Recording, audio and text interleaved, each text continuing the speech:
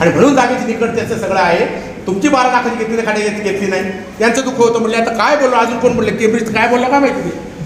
आता चिंटू का काय नाव त्याचं काय, आता हे पण काय ते म्हणले काय तुम्ही किती पतसंस्थेचं काय केलं आणि किती लाखाची म्हणजे मला काय जायचं नाही, काय बोलावं. केम्ब्रिजचं काय समज, अरे केम्ब्रिज माहिती आहे का तुला, जरा बघा काय करू नये मला.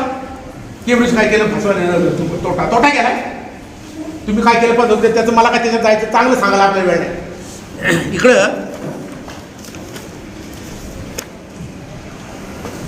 आणि तुम्हाला जे मागाशी म्हटलं जागा येडगावचं त्यांनी एक सांगितलं जागा आहे. आता जागा आपण स्पेसिफिक काय सांगितली, अष्टविनायक रोड याला लागून पुन्हा हायवे लागून इथं. आता तुम्ही तालुक्यातली मंडळी आहेत, येडगावला सुद्धा आहे ना गायरान जागा, पण आपल्या टोमॅटो मार्केटसाठी, आपल्या कोल्ड स्टोरेजसाठी, आपल्या प्रोसेसिंग युनिटसाठी, आपल्या कांदा मार्केटसाठी योग्य नाही. तिथं कुकडी व्हॅलीजवळ अहो तिथं असली तरी योग्य आहे का ती? आम्ही स्पष्टपणे याच्यात नमूद केले. परत सगळ्यात आश्चर्याची गोष्ट सांगतो की त्यांनी आत्ता काहीतरी माझ्या सहकारी मित्रांनी त्यांना दिलं जागा, तक्रार देतं म्हटलं होतं, त्यांना दिलं की आम्हाला जागा द्या म्हणून.